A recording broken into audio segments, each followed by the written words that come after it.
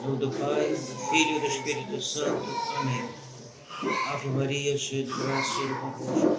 Bendita sois vós entre as mulheres, e bendito é o fruto do vosso ventre, Jesus. Santa Maria, Mãe de Deus, rogai por nós, pecadores, agora e na hora de nossa morte. Amém. São Pio X, rogai por nós. São Bento, rogai por nós. São Luís Maria Grignon de Montfort, rogai por nós. Em nome do Pai, do Filho e do Espírito Santo.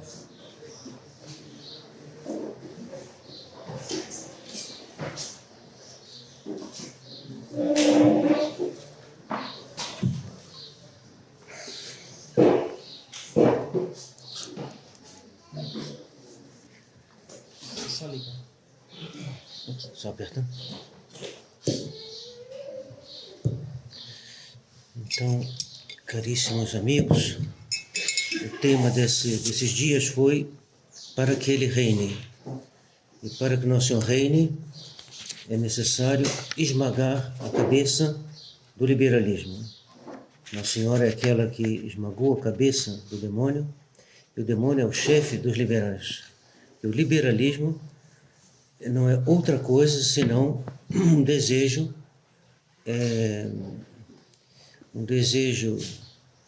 perverso da liberdade, de uma falsa liberdade. Então, é necessário que, para vencer essa crise atual, é necessário conhecer o liberalismo, estudar o liberalismo, ver o que os papas disseram do liberalismo e chegaram nos detalhes também, que todos nós estamos mais ou menos impregnados de liberalismo, devido ao mundo, devido também à culpa nossa também. A gente cede a uma reivindicação, uma independência que nos atrai e que é contrária à lei de Deus. O fundo, o coração do liberalismo é a revolta. Lúcifer não quis submeter ao plano de Deus. Então ele quis se liberar do plano de Deus. Se liberando do plano de Deus, ele caiu no seu próprio plano. E isso que é o liberalismo. O homem que recusa o plano de Deus e quer seguir a sua ideia, que é contrária à de Deus. A liberdade, podemos dividi-la. Esse termo liberalismo ele é como uma hidra de 1000 cabeças.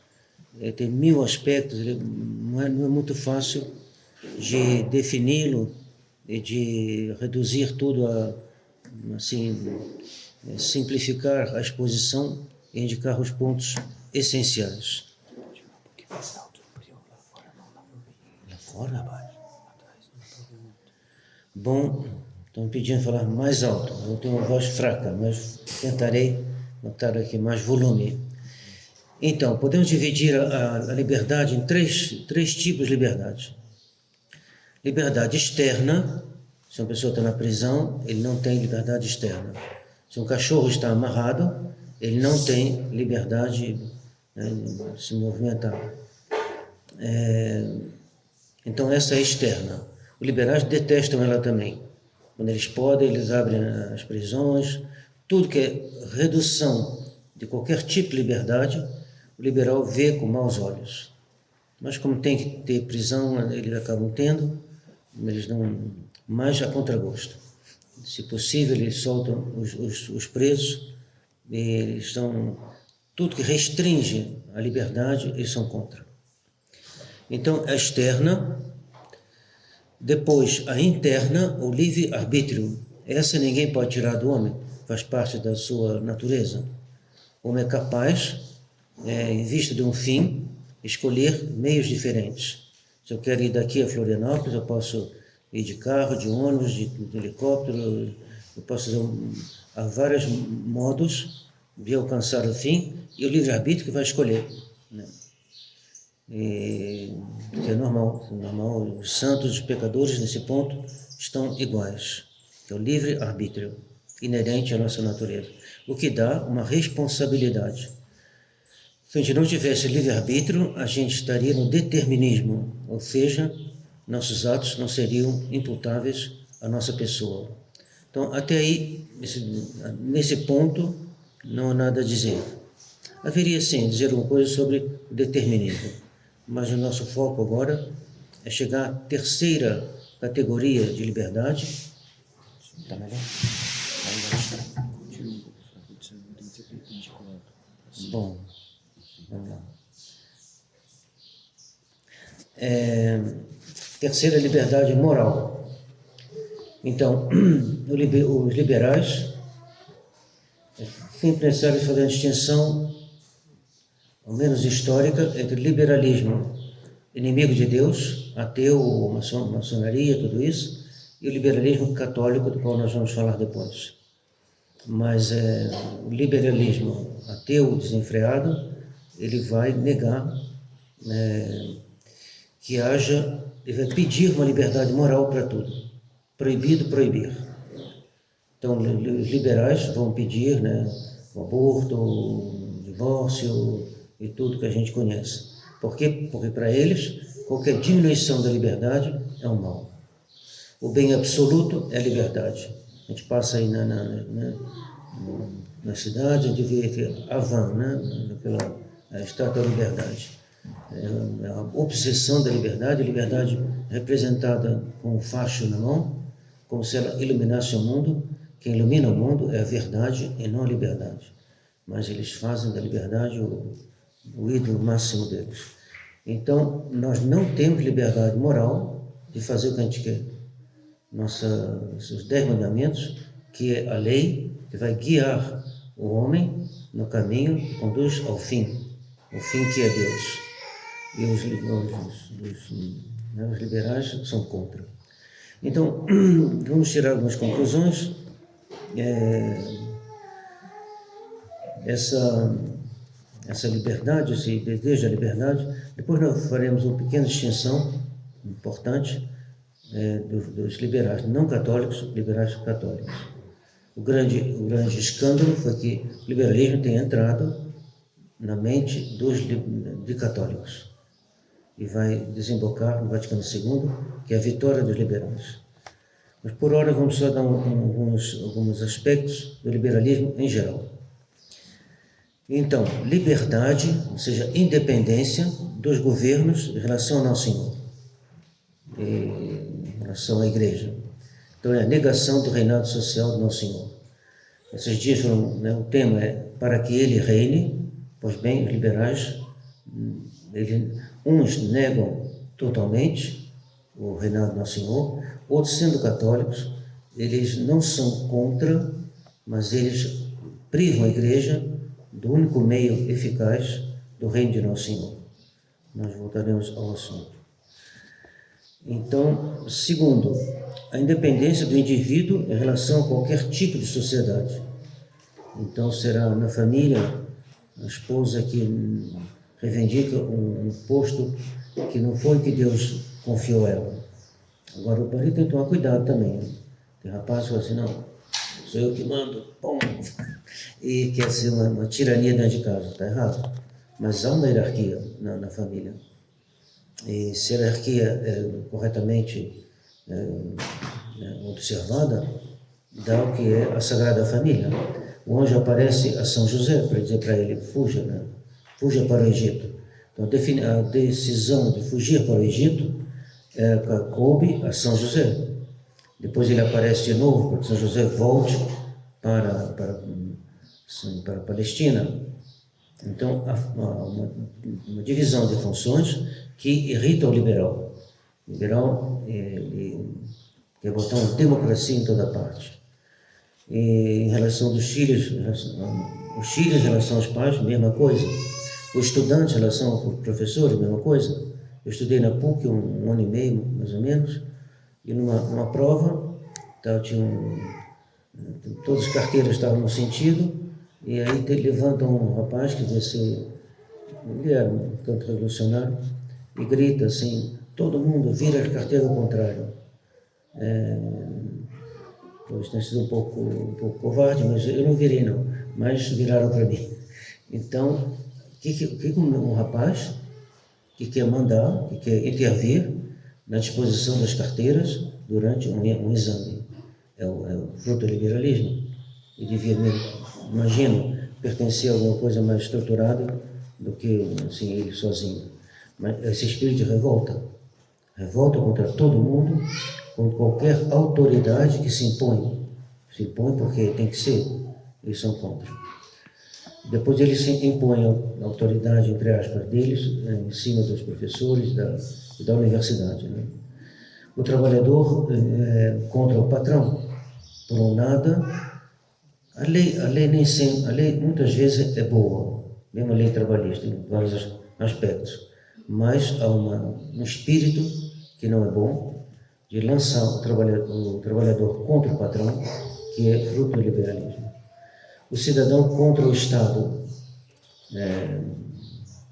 como o Estado é muito mal, fica meio assim hesitante, mas tem uns que não querem, se são chamados para o exército, não querem, fazem objeção de consciência, tudo isso e outras coisas, e um estado de revolta latente contra as autoridades que Deus estabeleceu. E finalmente, do fiel contra a igreja. Então, o fiel, os padres também, os bispos, que não querem obedecer às leis da igreja. Com a crise da igreja ficou mais complexo. Tentaremos falar um pouquinho, mas o esquema geral é ser contra a igreja. Não com a igreja da tradição, com a igreja verdadeira. Também tem a relação da razão contra a fé, é o racionalismo.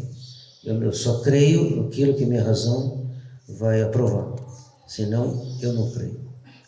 É a minha razão que julga a fé e não o contrário. Então, racionalismo. O presente que quer se liberar, se revoltar e se liberar contra o passado, menosprezo da tradição. Uma frenesi de novidade e de desdém, de menosprezo pela tradição. Quinto, independência do corpo em relação à alma. Sensualidade, o corpo não sendo mais regido pela alma. Então, sexto, o sentimento em relação à razão, vai dar o romantismo. O sentimento não tem nada que prestar contas à razão, eu gosto de uma coisa, então pronto, já está canonizado pelo fato mesmo de eu gostar dessa coisa ou de outra, né? Seja o que for, né? Meu sentimento já é uma garantia, já me legitima a minha ação. Então, é uma revolta, instigada pelo liberais, instigada pelo mundo, né? O mundo sempre foi assim, mas nossos tempos, isso está mais assim teorizado e posto em prática de uma maneira bem mais assustadora. Né? Antigamente eram faltas, hoje a tendência é se tomar lei. Então, é o romantismo, o sentimentalismo, tornados lei. Sétimo, a consciência e contra a regra objetiva da moral. Eu penso que é bom, e bom, como eu estou de boa fé, eu penso que é bom, então é bom. Eu posso fazer. E não se preocupa em saber se realmente isso é conforme a lei de Deus ou não. Então, uma certa revolta em relação à lei, à regra objetiva da moral. Em seguida, a revolta, a liberdade, a independência da vontade em relação à inteligência. A vontade que se impõe por si mesma. É assim que eu quero. Eu quero assim e acabou. Muitas filosofias da vontade que ela também vai se impor por si mesma, vai se justificar pelo simples fato dela ser o que eu quero. Eu não preciso prestar contas a ninguém, nem mesmo a minha própria inteligência, eu não tenho que prestar contas. Depois, vamos terminar, a inteligência em relação ao seu objeto. Agora já mais filosófico, mas a inteligência é a adequação. Conhecer é a adequação da minha inteligência com a realidade. Se eu digo que eu não preciso dessa adequação, é uma forma de liberalismo, subjetivismo. Eu não tenho que prestar contas aos fatos, à realidade. Então, a inteligência é feita para o ser. Se eu digo que ela não é feita para o ser, ela está à mercê de de todas as ilusões possíveis. Então, esses princípios, né, às vezes eu não põe isso como princípio, mas essa análise da posição liberal reflete o que os inimigos da igreja sempre pensaram e intensificaram seu desejo, né, de influenciar o mundo católico. Então era da parte dos inimigos, maçonaria e outros filósofos que são ou protestantes ou toda sorte de gente que está separada da igreja. Mas o problema é que depois da Revolução Francesa, 1789, começou a aparecer no século seguinte, que era o século XIX, algumas pessoas que disseram assim, não, a gente não pode ficar batendo de frente com o mundo moderno. O mundo moderno é a realidade, o mundo moderno é ele que ganhou, a Revolução Francesa se impôs, se espalhou por toda a Europa, ela veio até o Brasil, nos Estados Unidos, antes mesmo da Revolução Francesa, essa ideia já estavam lá, Declaração dos Direitos do Homem, que botam o princípio da autoridade da lei no homem, na maioria, né, dos cidadãos. Então, eles disseram, não adianta, a gente não pode ficar contrariando uma realidade. A Revolução Francesa triunfou, então a gente não... É um anacronismo de fazer abstração dessa situação. Então apareceu um padre muito assim talentoso, que é o padre Félicité de Lamennais, que vai então escrever um livro sobre esse assunto, e ele achava que o Papa ia aprová-lo. Gregório XVI estudou a questão e o repreendeu vivamente na encíclica Mirare Vos. Então ele vai condenar o que se começou a se chamar liberalismo católico. Então, o liberalismo inteiramente inimigo de Deus, inimigo da igreja, estava fazendo o seu percurso, quando de repente os católicos mesmo, com Lamennais, vão se fazer os apóstolos das ideias liberais, especialmente da destruição do Estado católico. Então, seja a sociedade obedecendo ao Nosso Senhor.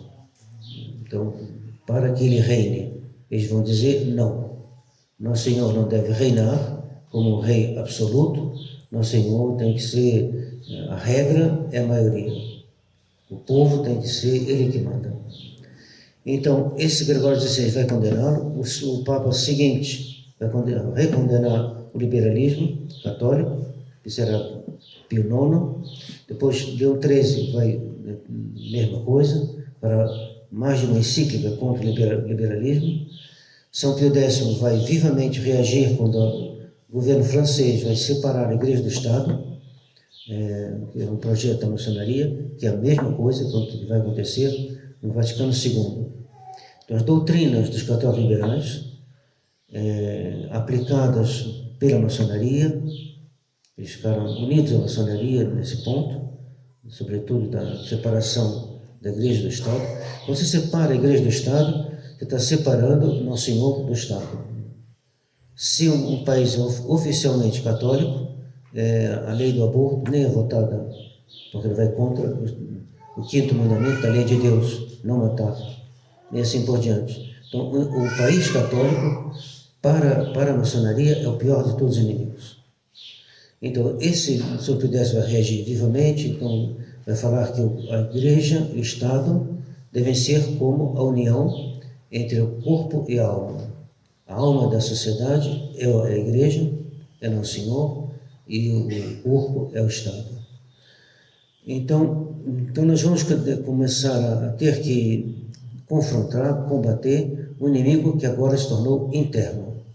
E é nos meios liberais que vai nascer o modernismo. Então, todas essas heresias, erros,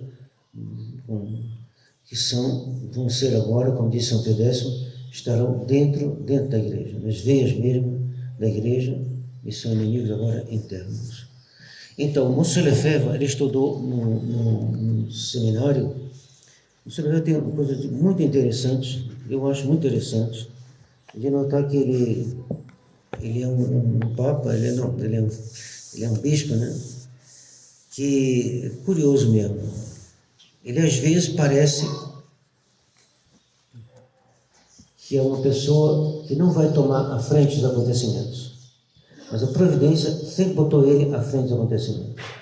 Então dá nele uma coisa interessante, que ele é um grande chefe e ao mesmo tempo ele não faz nada para ser o chefe. Então vou explicar um pouquinho.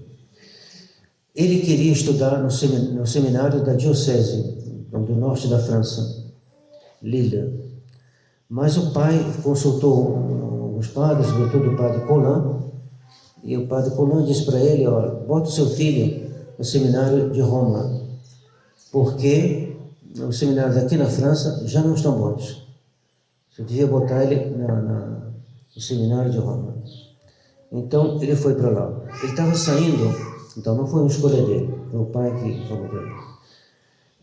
Ele estava saindo num colégio onde havia 35 padres, ou com professores, com diversas funções, mas era uma congregação religiosa, era um colégio normal, né?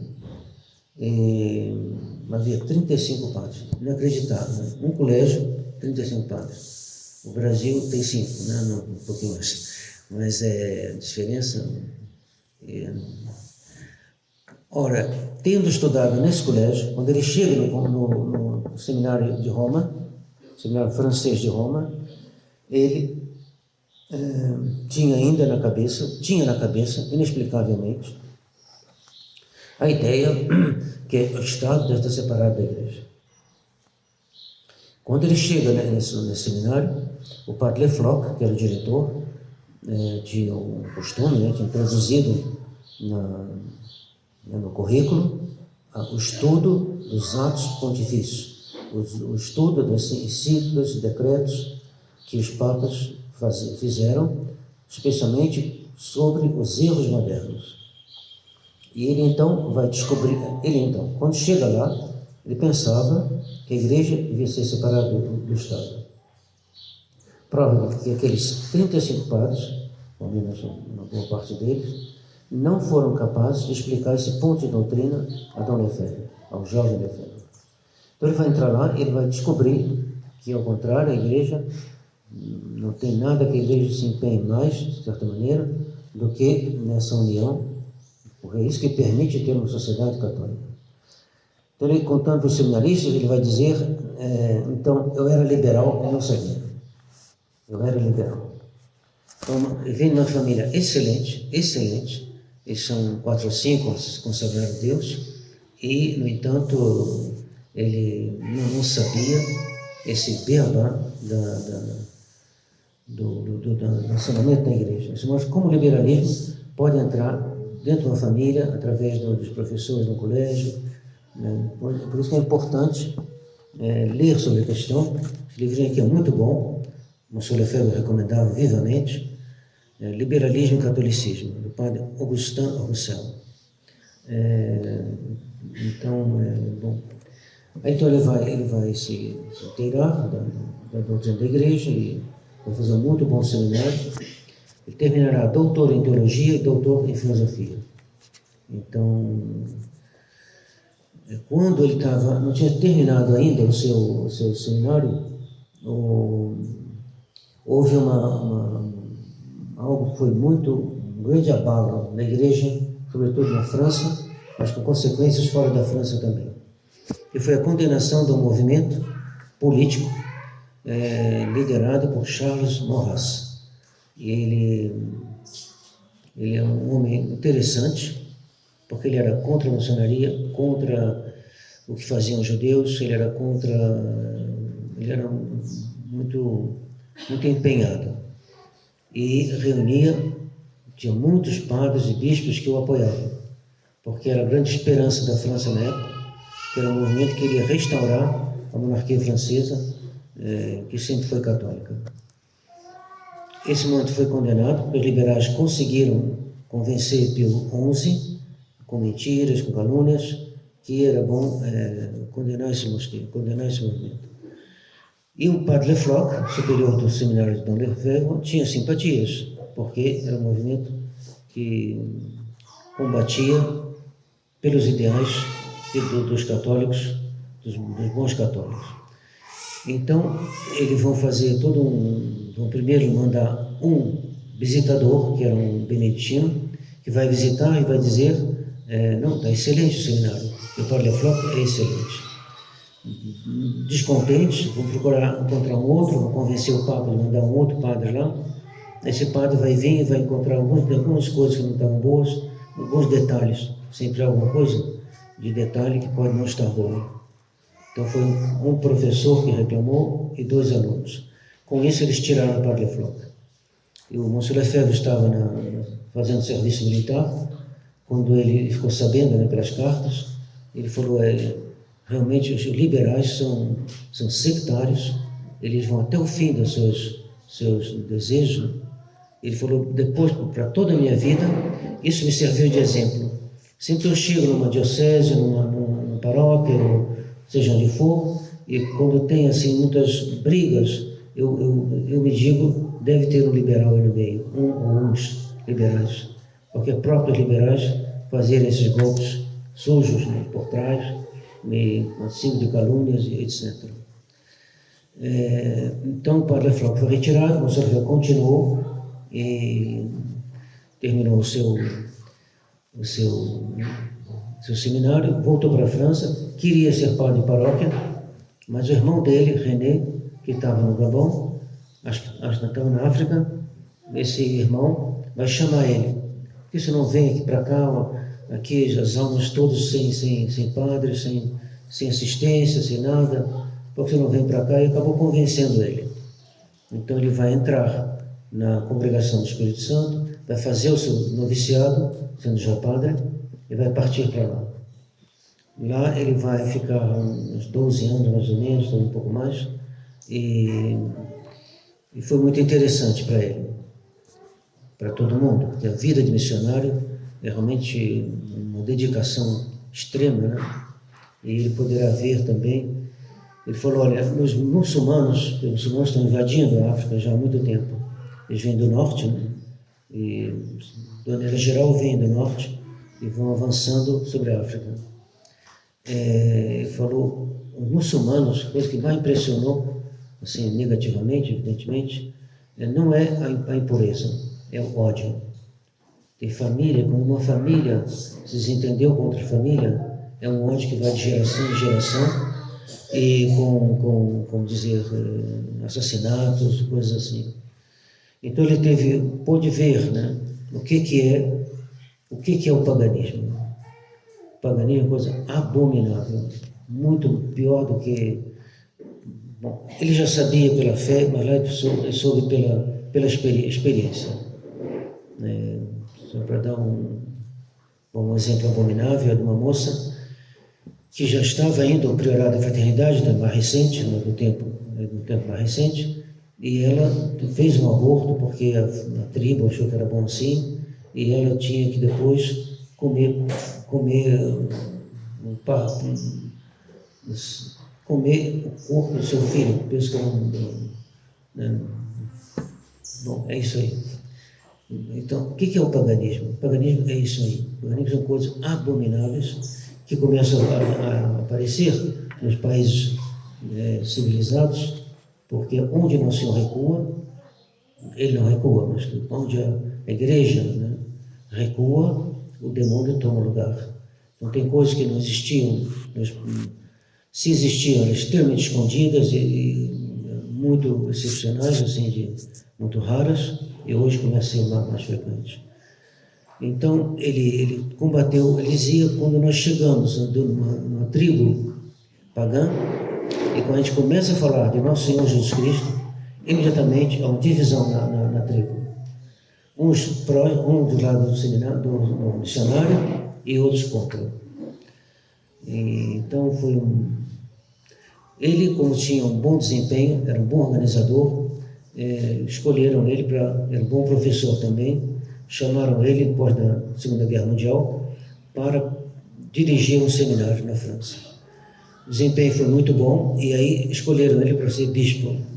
Então ele vai para Dakar, será sagrado bispo de Dakar, e ficará lá um bom tempo,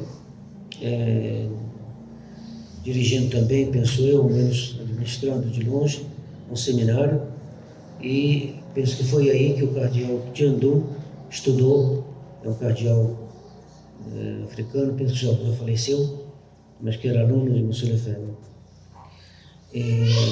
Bom, ele vai ser chamado, em seguida, João de Três vai perguntar para ele o que o senhor prefere, porque ele era também, Pio XII tinha feito ele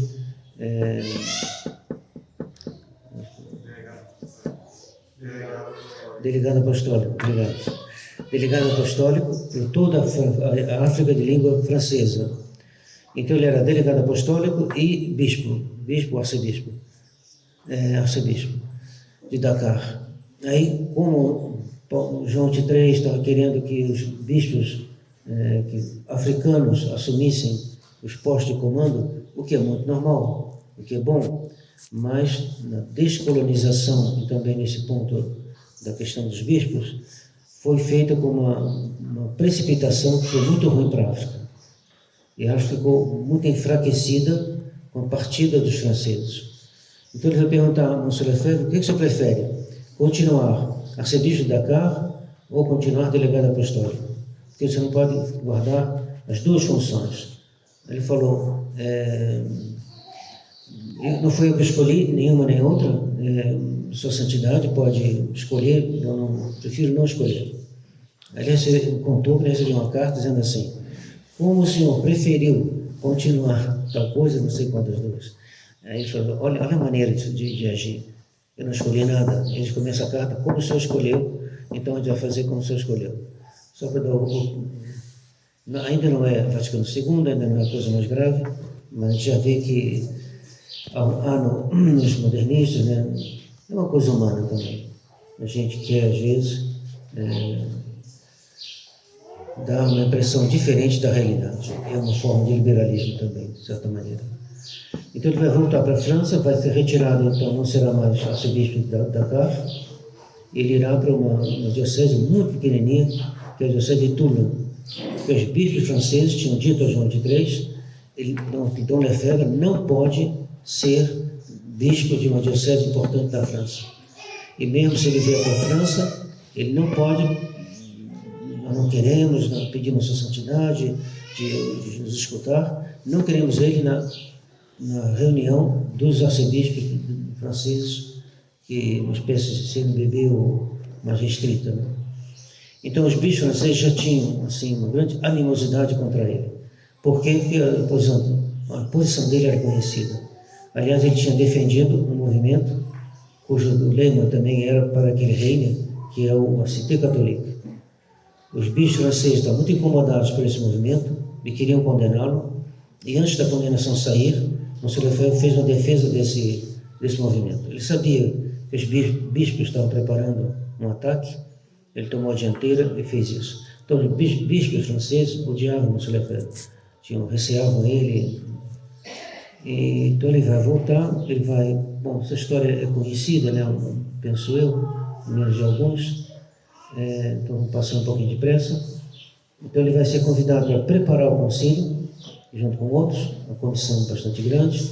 Ele disse que nunca houve um concílio mais bem preparado. Assim, que eles tomaram um tempo grande, né? E os documentos que tinham sido preparados eram muito bons.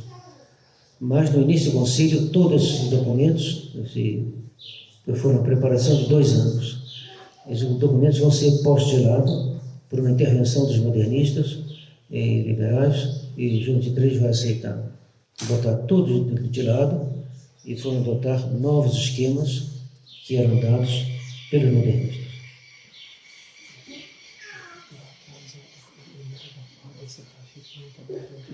Tá. Pode chegar para frente também. Aqui, eu vou falando. Então, ele vai vir um concílio, ele vai lutar no concílio junto com Dom Antônio Castelmayer, ele vai lutar junto com Dom Segundo e vários outros, 250. Então, ele dizia, Dom Antônio Castelmayer era o cérebro, Dom Carli, um italiano, era o escritor, escrevia muito bem. Dom Segundo era o motor. E eu estava lá só para ficar assim, sentado na mesa, né, como dirigindo, né? Então eles vão lutar. Uns até pensam assim, se ele não tivesse lutado, os documentos piores teriam passado e se teria visto melhor os erros. Penso que a providência fez bem. A luta deles evitou coisas piores, mas fica como um testemunho que desde o concílio havia bispos determinados a não aceitar o liberalismo. Penso isso que é o mais importante, porque alguns pensam, né, se Dom Lefebvre não tivesse lutado, nem Dom Antônio, a situação para nós seria bem melhor, porque a gente poderia condenar mais facilmente o Vaticano II. Eu acho que não é assim, não. Sempre deve agir corretamente e deixar o resto nas mãos de Deus. Eles agiram corretamente, tentando melhorar os esquemas que eram ruins, mas fica o testemunho, claro que a gente tem que fazer isso. E esses documentos ruins são, sobretudo, da liberdade religiosa, que é exatamente essa questão da união da Igreja e do Estado, essa questão do reino social de Nosso Senhor, que os liberais são contra. Liberais são a favor da liberdade geral. E isso, todos eles são assim. Bento XVI também. Bento XVI chegou a dizer que os Estados Unidos eram o modelo dos Estados modernos. Eles tinham laicidade positiva, como eles chamam. Eles variam os nomes, mas a doutrina é sempre a mesma. Liberdade em relação ao Nosso Senhor, liberdade em relação à Igreja. O Estado se dirige sozinho. Ninguém tem nada a dizer ao Estado o que ele tem que fazer ou não fazer. A recusa total da direção dada pela Igreja, coisa que sempre foi assim, porque sem a Igreja o Estado não é católico.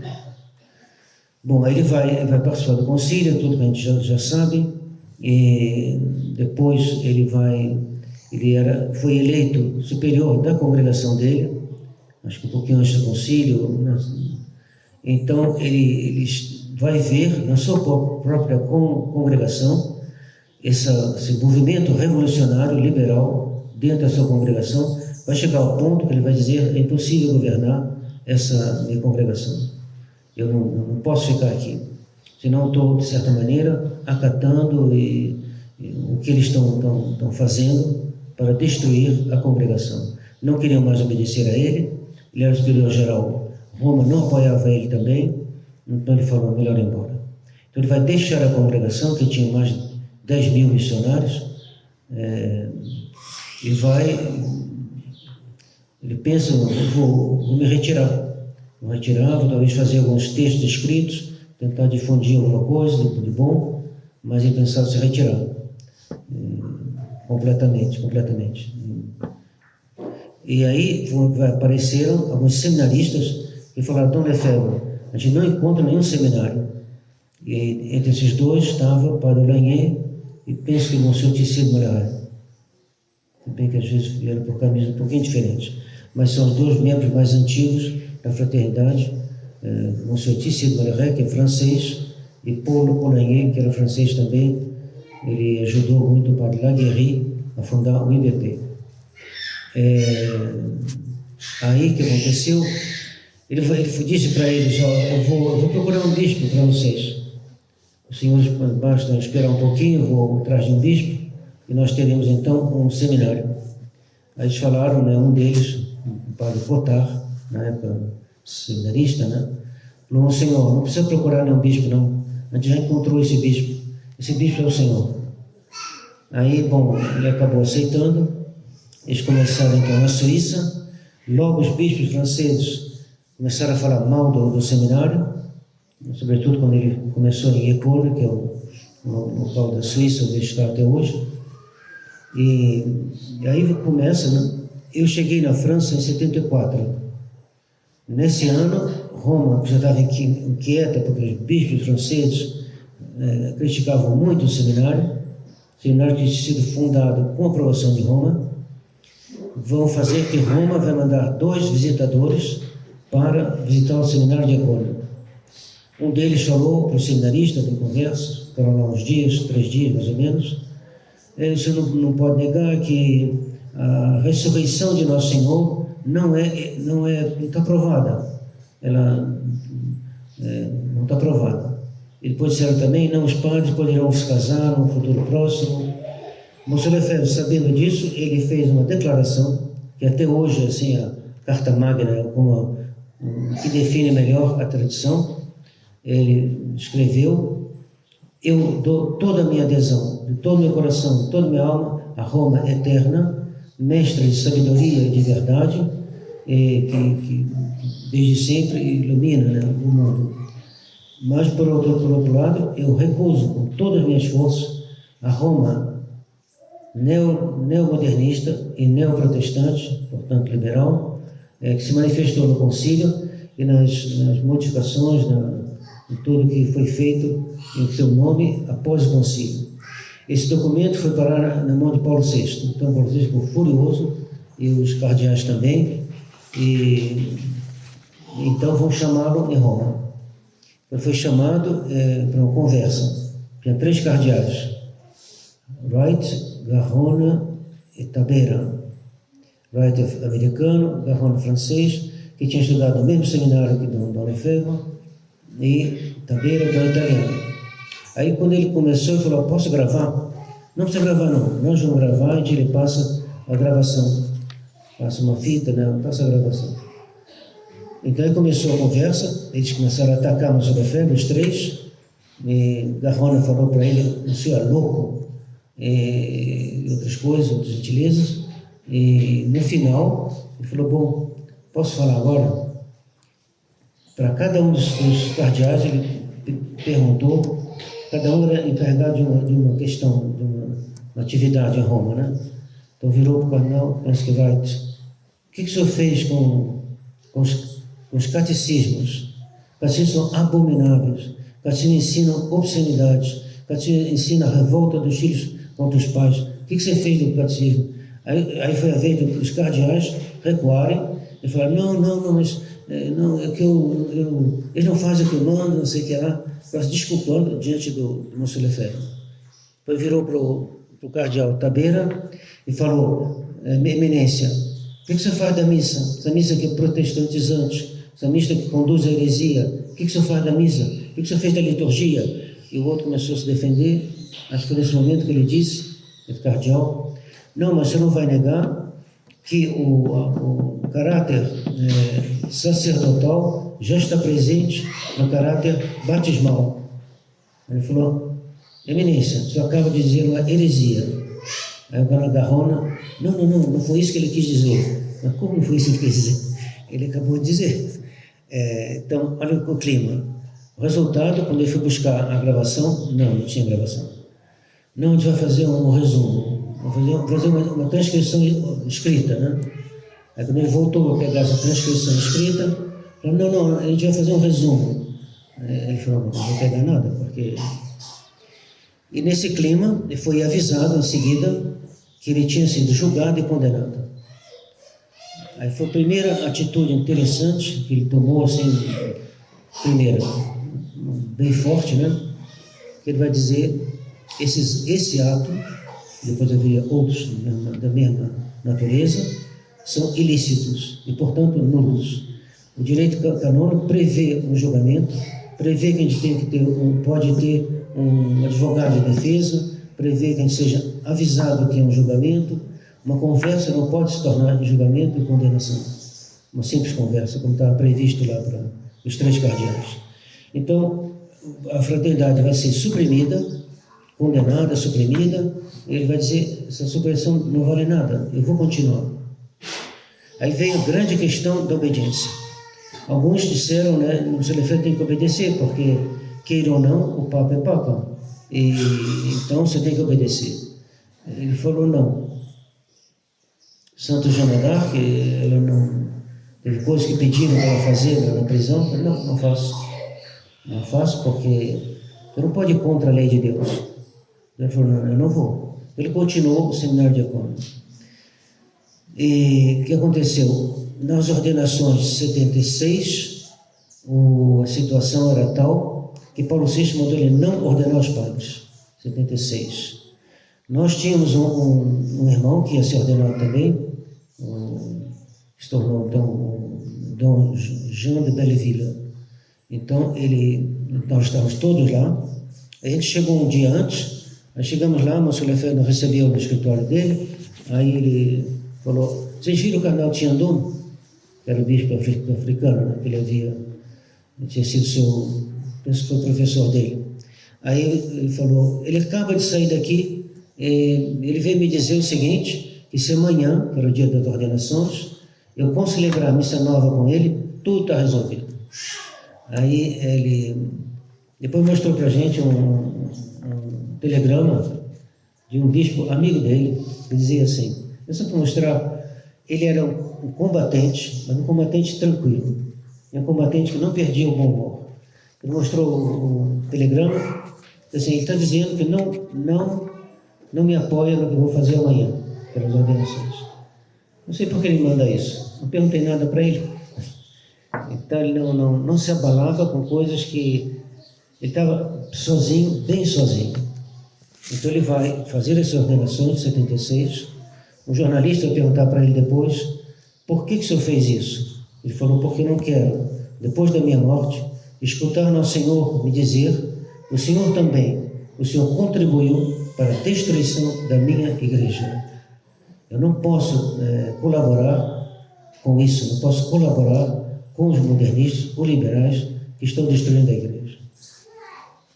Em seguida a vida continua, ele vai fazer uma missa nesse mesmo ano, 76, em Lille, que estava previsto umas 100 pessoas, depois disseram, olha, tem gente de outros lugares querendo vir, a gente vai ter que arrumar um outro local, não vai ser 100, vai ser 200, 300, depois telefonaram de novo, não se tem gente vindo da Inglaterra, tem gente vindo da Alemanha, acho que vai ser mais de 300, e no final das contas foram 10 mil. 10 mil pessoas, uma missa assim improvisada, como aqui assim, 10 mil pessoas lá em cima. E aí ele ficou muito famoso. Famoso porque o bom povo dizia, ele tem razão. Ele dizia, o que aconteceu no concílio? O que está acontecendo? É uma união adúltera entre a Revolução e a Igreja. Já o que queria Lamennais foi condenado por Gregório XVI e queria fazer a união da Revolução Francesa com a Igreja. Ele falava, foi duro ali, mas foi duro, foi verdadeiro. Ele falou, de uma união adúltera, o que pode nascer? Filhos bastardos. Os seminários de hoje são bastardos, os seminaristas de hoje são bastardos. E foi assim, foi forte. Mas tu não entendeu, era sem amargura, mas um combate franco e para valer. Ele falou, não podemos colaborar com a destruição da igreja. Não podemos colaborar com a revolução dentro da igreja. Nós temos que resistir. Aí o bom povo, né, sobretudo na França, eles fizeram uma sondagem que não tinha nada a ver com o Monsieur Lefebvre, uma sondagem que as revistas gostam de fazer, era assim, qual é a personalidade com a qual você gostaria de almoçar, ter uma refeição? Ele ficou em segundo lugar. Em primeiro lugar é um esportista, como se fosse agora, sei lá, o Messi ou o Neymar, e segundo colocado o Monsieur Lefebvre. Segundo lugar. Aí nosso superior, que sabia desenhar, tinha um jeitinho de desenhar, ele fez um cartão assim, que todos me assinaram, para o Monsieur Lefebvre, aí mostrava, esse esportista era um ciclista. Na França eles têm uma paixão pelo ciclismo.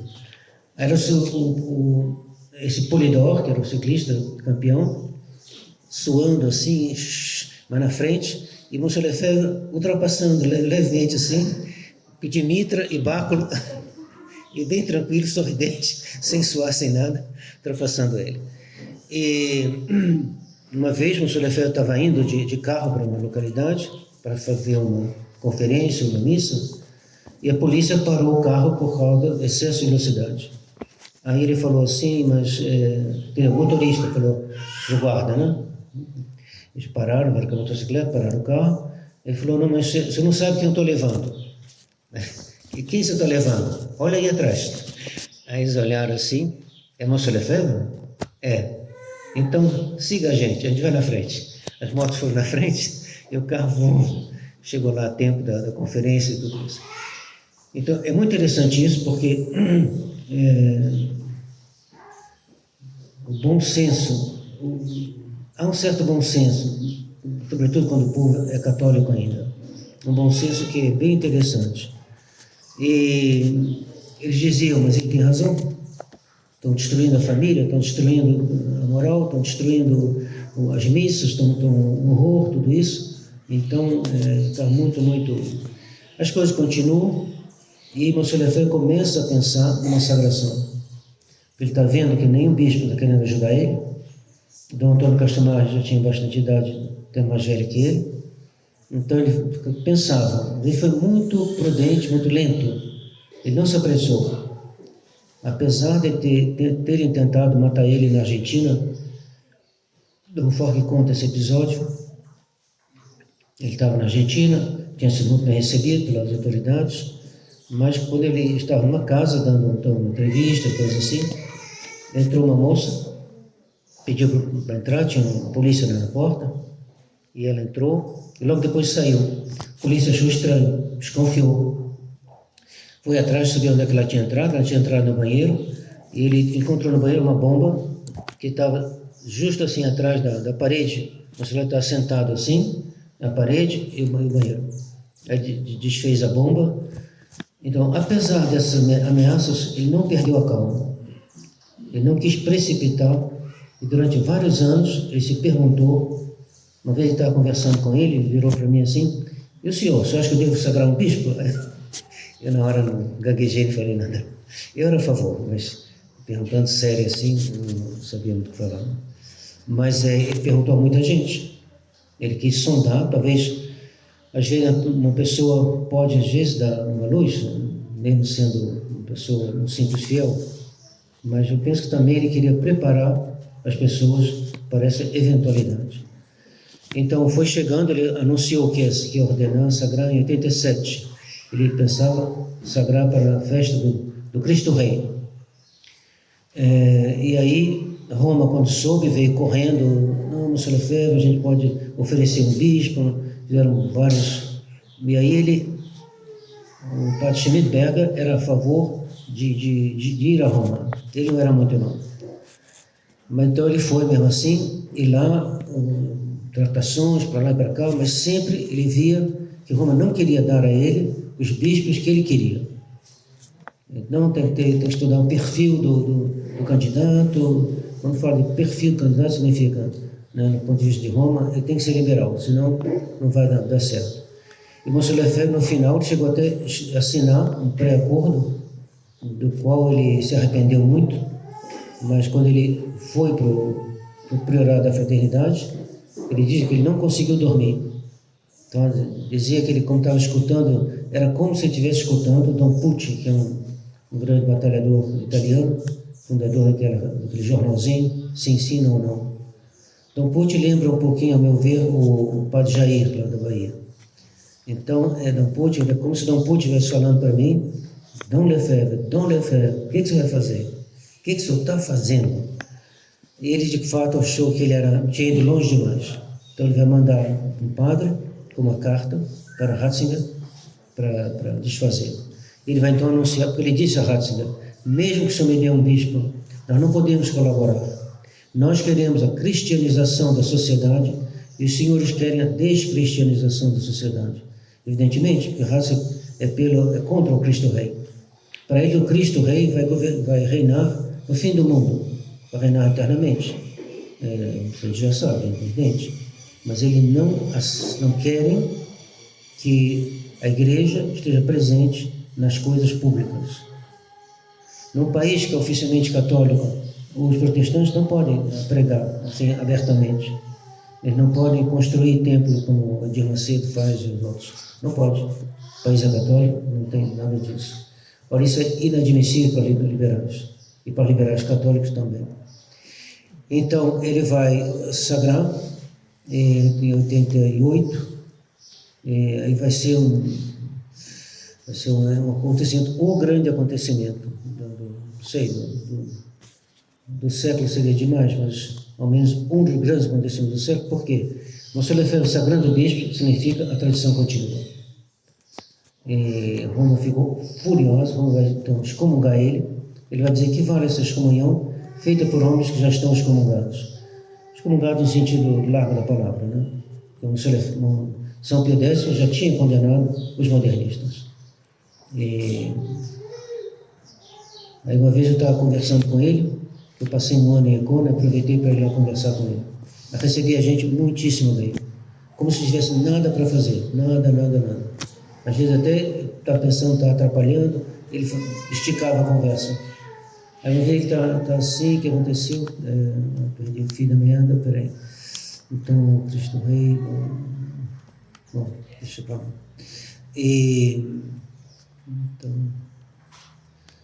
Então ele falou assim, eu estou esperando sinais da providência.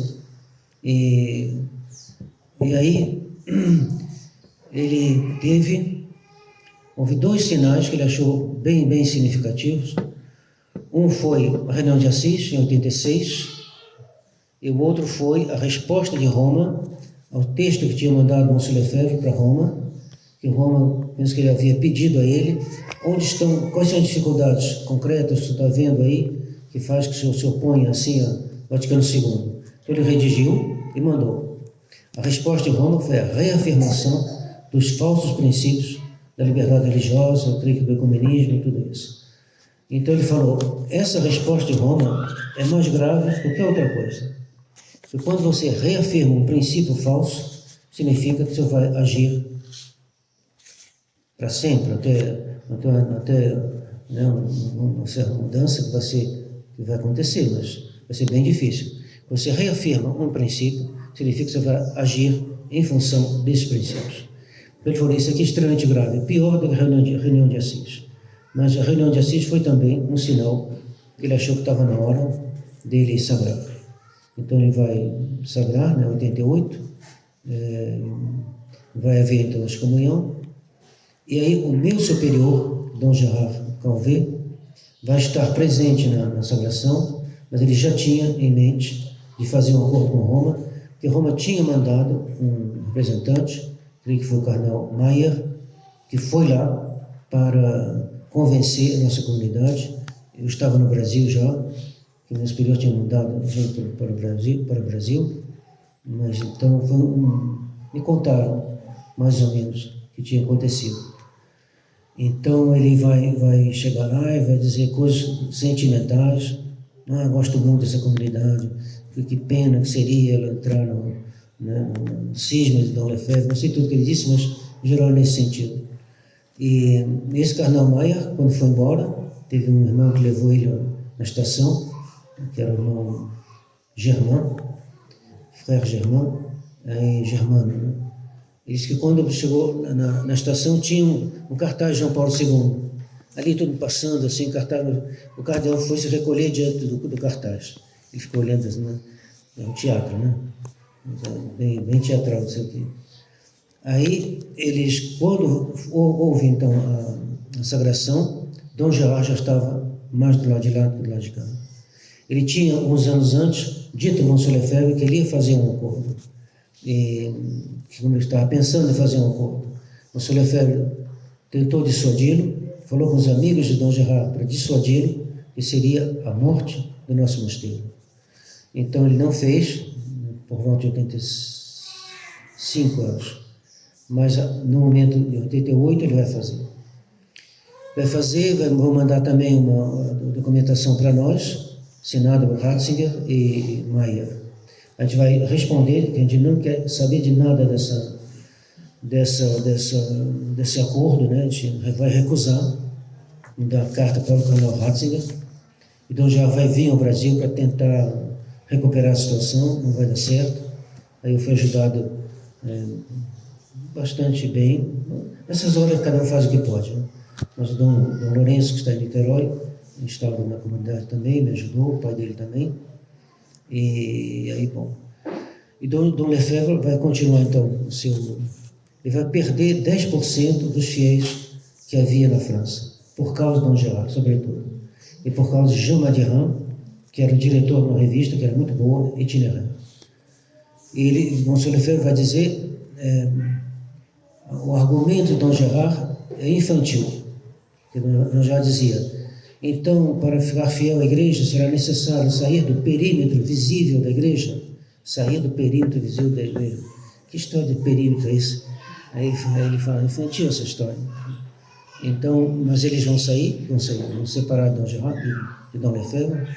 Essa revista, ele vai dizer, Itinéraire vai fechar, vai acabar, porque os fiéis não vão mais assinar essa revista. É uma revista muito boa, mas a partir desse momento vai decair e vai de fato fechar, vai terminar os seus trabalhos. Né? Quando eu fui para a França, antes de ir embora, eu e o Dom José passamos para ver Monsieur Lefebvre. E lá ele mostrou para o Dom José um desenho que está no livro Vencedores e Vencidos. Aí ele falou, olha, eu queria distribuir isso, tal, e explicou lá, ele falou, isso aqui é um catecismo em imagem. Eu queria que esse desenho parasse na mesa do Papa, porque ele também tem que salvar a sua alma. E achei bem interessante essa reflexão. Aí na volta, o Dom José, que estava dirigindo, falou assim, eu falei assim, não, tipo, se eu fosse jovem, tivesse ido no movimento de jovens, eu iria na rua para distribuir esse desenho, senhor. Aí do carro, Dom José me diz, nós nunca poderíamos distribuir esse desenho. Eu falei, por quê? Porque nossos benfeitores não aceitariam. Então, Dom Gerard foi começando a criar todo um grupo de pessoas que estavam ajudando para a construção do mosteiro que ele fez, que é muito bonito, aliás. Isso fez com que ele foi pedir dinheiro a uma porção de gente que era liberal. Então, estando já comprometido com os liberais, o Dom José me dizia, nós não podemos distribuir o desenho do Monsieur Lefebvre, porque nossos benfeitores não aceitariam. Sou entendido e a gente não terminou ainda a igreja. Essa questão de dinheiro, toma muito cuidado. Se você se cerca de gente liberal, você começa a perder a boa liberdade que nós temos ainda. E Monsieur Lefebvre me escreveu, depois dos acontecimentos, não, antes mesmo, para me incentivar, guarde a sua liberdade. Tem uma liberdade que é boa, tem uma liberdade que é ruim, que é dos liberais, mas tem uma que é boa, que é a liberdade de fazer o nosso dever. A verdadeira liberdade é aquela de poder fazer o nosso dever. E então, aí terminou assim esse episódio, o Barroux seguiu o seu caminho, Dom Gerard, que se gabava justamente, de certa maneira, mas não foi muito bom se gabar, mas ele dizia, eu nunca rezei a missa nova. Sou um dos poucos padres que nunca rezaram a missa nova, antigos, né? Pois bem, depois do acordo, ele teve que ir a Roma, e estava esperando para saber quando o Papa ia recebê-lo. Vem a secretária e diz para ele, o Santo Padre vai vê-lo após a missa privada, que ele vai concelebrar com o Senhor. Ele não teve coragem de dizer, eu não rezo a missa nova. Diga ao Papa que eu não rezo essa missa. Olha, para dizer isso lá dentro de Roma, não é fácil. Parece que faz um acordo, assina uma coisa aqui, isso tem consequências. Então ele não conseguiu, ele ficou muito chateado, assim, que ele envergonhado, porque ele não contou nada no mosteiro, e foi só quando as notícias começaram a se espalhar, aí ele se explicou, não, eu fiz isso para o bem da comunidade, tal, mas a gente vê o perigo que é estar com os liberais. Liberais, sobretudo quando é um superior e um inferior.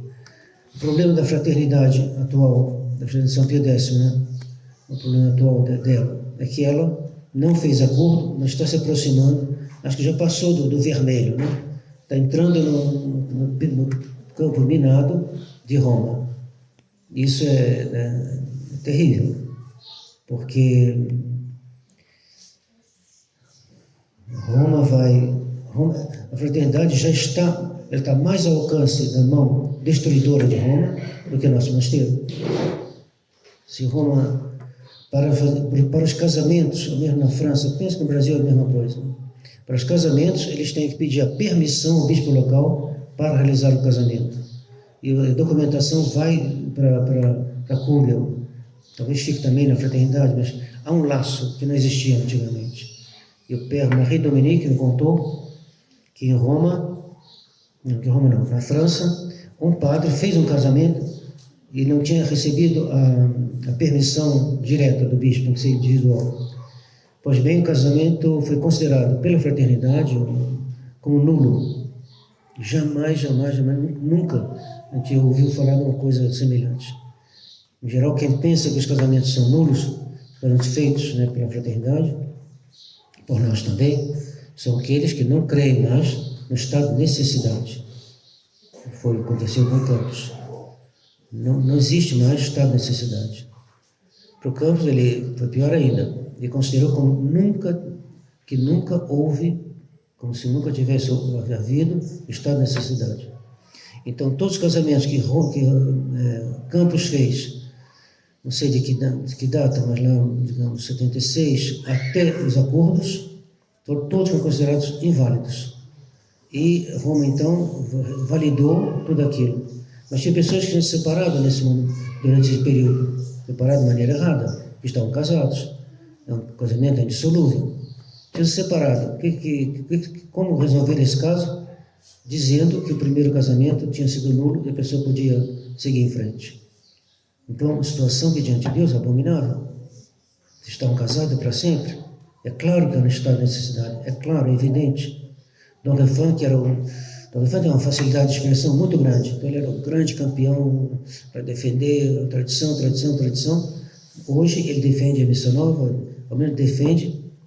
Ele diz assim, quem recusa sempre, né, absolutamente a missa nova, tem espírito cismático.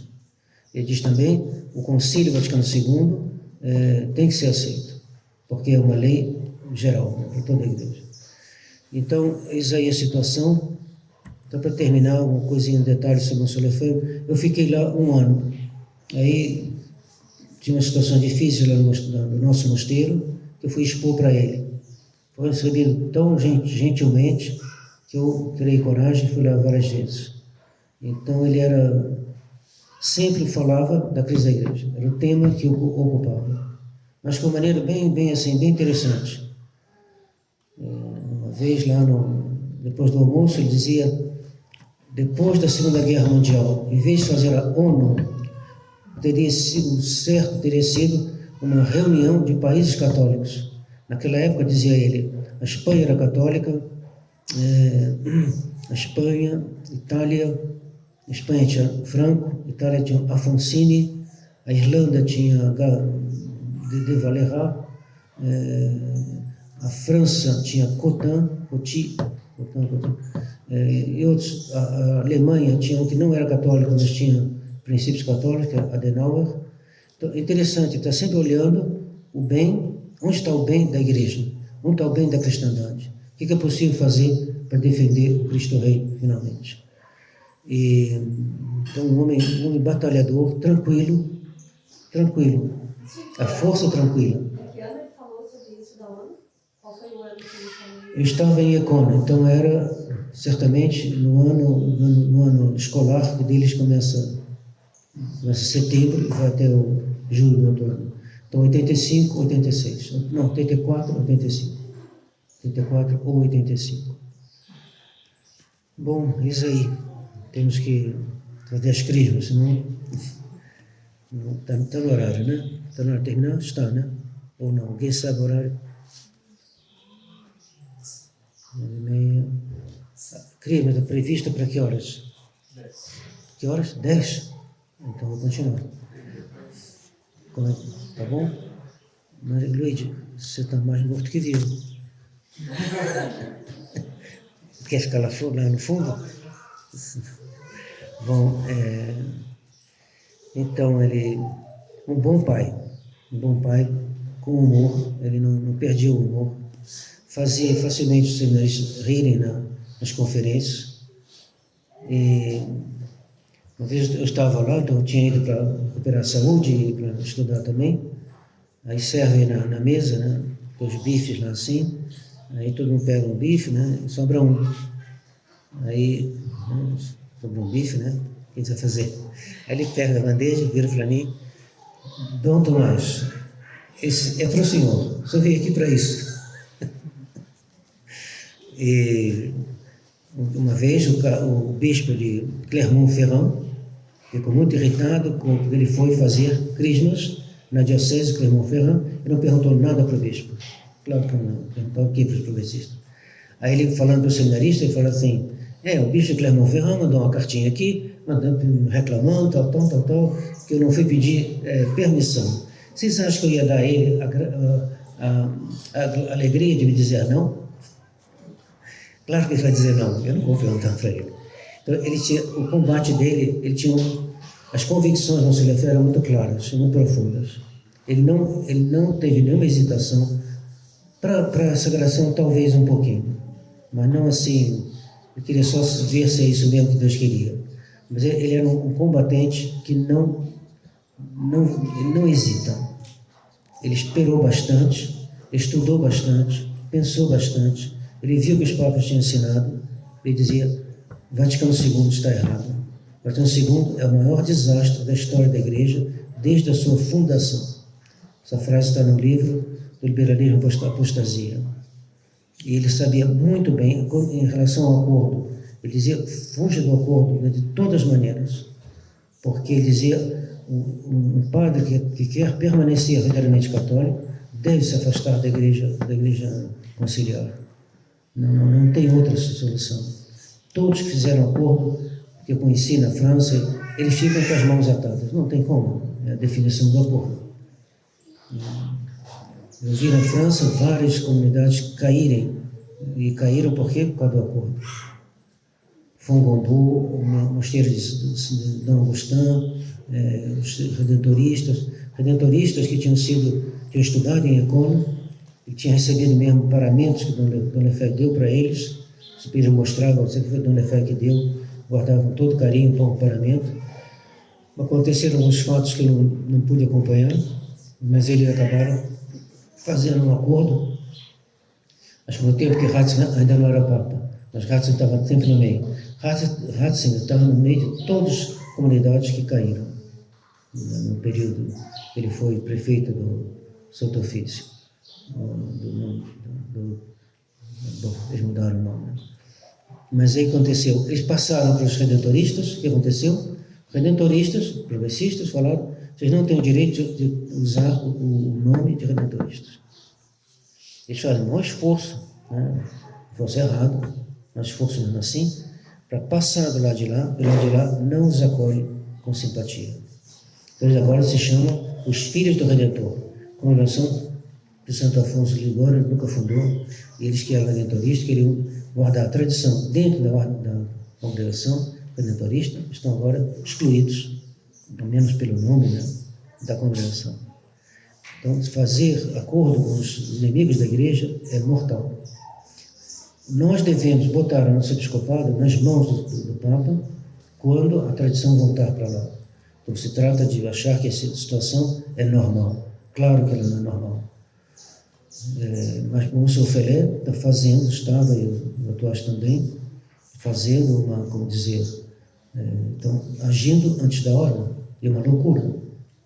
Uma loucura. Você entrega as armas antes do fim da batalha, o que vai acontecer? O inimigo vai te matar. Foi o que aconteceu com os cristeiros, pressionados por Roma por causa dos bispos traidores. Eles entregaram as armas e morreram mais cristeiros depois da guerra, fuzilados, do que durante a guerra cristã. É a mesma coisa para esse acordo. É uma guerra espiritual, do qual a última coisa que deve fazer, nunca deve fazer, é botar o inimigo em condições de destruir. Aí nos Estados Unidos não reclamam: não, vocês reconhecem e resistem. RR. Reconhecem e resistem. E daí? É isso mesmo. São Paulo não resistiu a São Pedro? e quando uma coisa está errada, a gente não deve resistir, não tem problema nenhum. Exatamente isso, não tem problema nenhum. A gente reconhece. Por que a gente reconhece o Papa como Papa? Porque a Igreja nunca definiu como é que um Papa perde a jurisdição, perde o pontificado. Se é só isso. Talvez pode acontecer que no futuro a Igreja diga que esses papas não foram papas. Não vai espantar ninguém, de certa maneira. O espantoso é que eles sejam papas, né? Mas a gente não tem autoridade para dizer que eles não são papas. O São Leopoldo dizia: eu não quero tomar responsabilidade de arrastar os fiéis num caminho que eu não tenho certeza. A Igreja nunca definiu como se perde o pontificado. Se a Igreja nunca definiu como se perde o pontificado, não sou eu que vou dizer. Eu vou dizer, ele achava mesmo que havia da parte alguma, não sei, de maneira um pouco geral, um pouco de orgulho e na parte de alguns espírito cismático. Então eles não entram nisso não. Tudo reconhecendo que é realmente inimaginável e coisa assim, como é que um Papa pode destruir a Igreja? Ele dizer, os fatos estão aí, ele está destruindo a Igreja. De um lado tem uns que dizem, como Dom Fernando, o Papa não pode errar, logo ele não está destruindo. Então, a ala aqui. Outros dizem, o Papa não pode errar, logo não está destruindo, logo o Vaticano II é bom, a Missa Nova é boa. O de cá fala assim, o Papa não pode errar, logo se ele está errando, ele não é Papa. O Senhor prefere dizer, ele está destruindo, é um fato. Quanto à perda do pontificado, a Igreja não definiu, ele é um mau Papa, vamos rezar por ele. Ele dizia também, essa questão do santicantismo não interfere diretamente na salvação das nossas almas. Se eu observo os mandamentos, se eu me confesso, se eu comungo, se eu rezo, eu guardo a fé católica, eu me salvo. Essa questão não é tão importante quanto eles pensam. E alguns, ao menos, têm a tendência a só falar nisso também. E curva de tal maneira a mente deles que eles não fazem coisas que seriam importantes fazer, tanto obcecados que ficam. Bom, varia de pessoa a pessoa. Mas assim, na tradição que eu conheço, os dominicanos não são sedecantistas, os capuchinhos que estão um pouquinho lá e cá, eles gostam da gente, mas eles estão ligados ainda à fraternidade. Não são sedecantistas, da fraternidade da transfiguração, que são bastante ao nosso lado, não são sedecantistas, Monsenhor Lefebvre não era. Dom Antônio se perguntava mais do que Monsenhor Lefebvre. Mas fazer o quê? Mas acho que ele nunca, que eu saiba, nunca pregou o sedecantismo. Ele fazia artigos toda semana, no Monitor, Campista, um jornalzinho, que eu saiba, nunca pregou, nunca escreveu assim.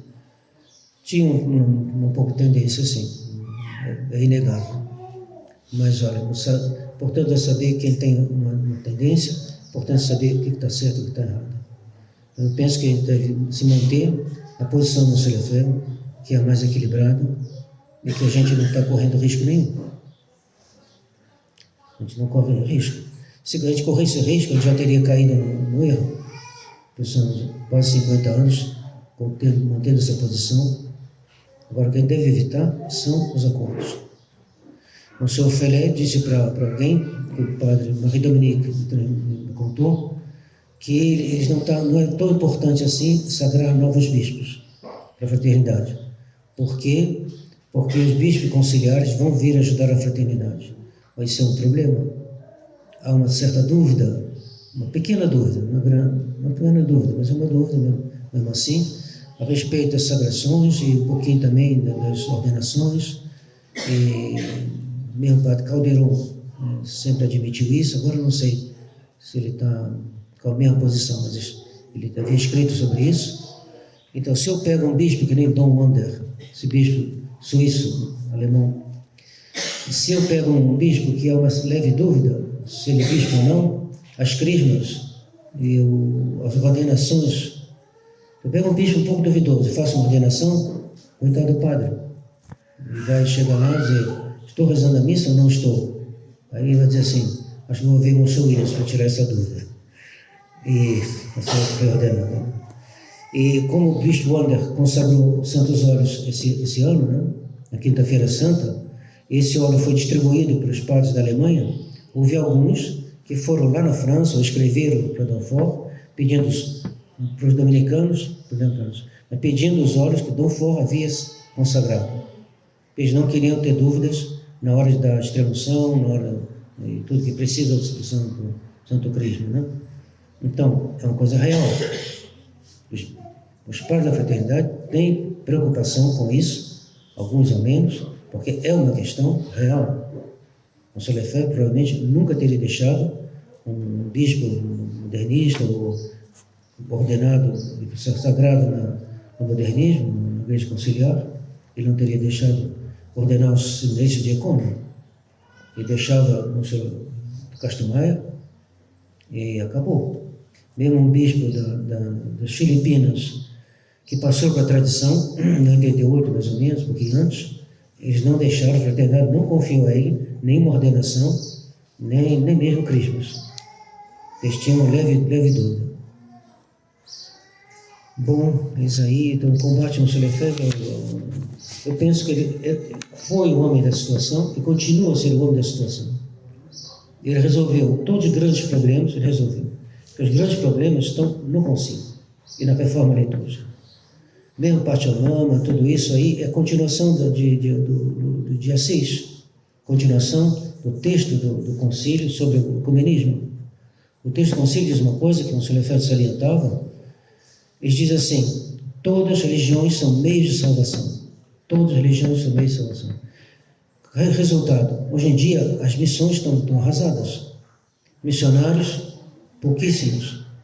Porque a ideia de converter, tirar uma pessoa de uma falsa religião e trazê-la para a verdadeira religião, ficou uma coisa obscura para eles. Por isso que tem essas reuniões interreligiosas. Na França, logo após ali a questão da nova missa, tem uma reunião muito importante, TZ, o Taizé, onde havia um altar protestante e um altar católico, e uma grande multidão de jovens. E tinha cardeais presentes e bispos e cardeais. Pois bem, os rapazes protestantes foram, alguns ou menos, comungar no altar católico, e católicos foram comungar no altar protestante. É uma boa imagem da confusão que é o ecumenismo. Então esses problemas o Solefer já resolveu. Claro, a gente pode aprofundar tudo isso, mas não tem grandes novidades. Então eu diria, o Solefer continua a ser o Santo Atanásio dos tempos modernos, e no tempo de Santo Atanásio, os católicos, para mostrarem que eles eram católicos, usavam a expressão: nós estamos na comunhão de Atanásio. Estamos na comunhão de Atanásio. O Papa tinha vacilado um pouco, uns dizem que é muito, outros dizem que é pouco, mas de qualquer maneira, a referência naquele momento era Santo Atanásio. Então, eu penso que a gente pode dizer também: nós estamos na comunhão de Dom Lefebvre. Ele foi realmente todos que se separaram dele, que eu saiba, terminaram mal. Meu superior, ele não só rezou essa missa em Roma, mas depois foi obrigado a deixar os padres rezarem, ao menos de vez em quando. O bispo obriga os monges, obriga o mosteiro de enviar ao menos um monge para concelebrar a missa do Santo Crisma da Quinta-feira Santa com o bispo então, de Avião, e ele teve que deixar. Quando você faz um acordo com Roma, não é você mais que manda, são modernistas que mandam.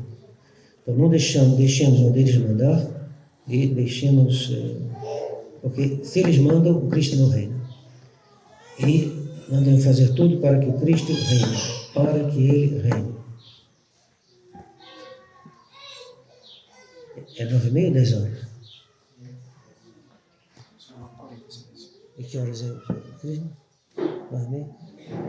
6 horas? Eu penso que era 9h30. Vamos encerrar então. Vamos rezar uma Ave Maria.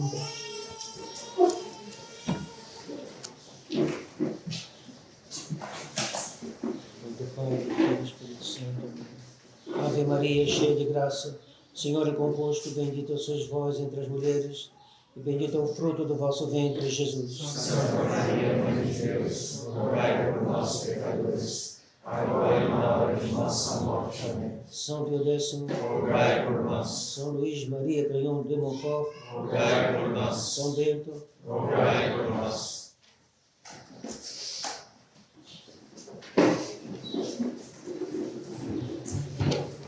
Gostaríamos então de agradecer antecipadamente a presença de Sua Excelência no nosso encontro. Para nós é um grande privilégio de tê-lo aqui, porque, de uma certa maneira, ele é uma relíquia para nós, porque ele é um dos únicos exemplares do mundo que tiveram muito contato tanto com o Monsenhor Lefebvre quanto com o Monsenhor de Castro Maia. Era um homem de confiança desses dois grandes bispos. Então, para nós, para o Brasil, é o brasileiro que muitas vezes fica triste por Zelândia, porque não é Europa não, mas graças a Deus, Deus nos deu a graça de nunca deixar que faltasse no Brasil um bispo tradicionalista, né? Então teve Dom Antônio, teve Dom Licínio, tem agora o Monsenhor, e Monsenhor para nós, né? Ele que é um personagem importante da história da igreja, que conheceu então esses dois grandes heróis que salvaram a igreja, Dom Antônio de Castro Maia e Dom Lefebvre. Então, muito obrigado, Monsenhor, pela sua presença.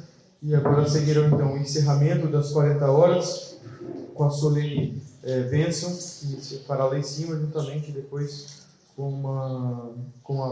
que seguirá a cerimônia das crismas, da confirmação e da Santa Missa do nosso domingo. Muito obrigado, Monsenhor. Prece dar uma salva de palmas ao Monsenhor.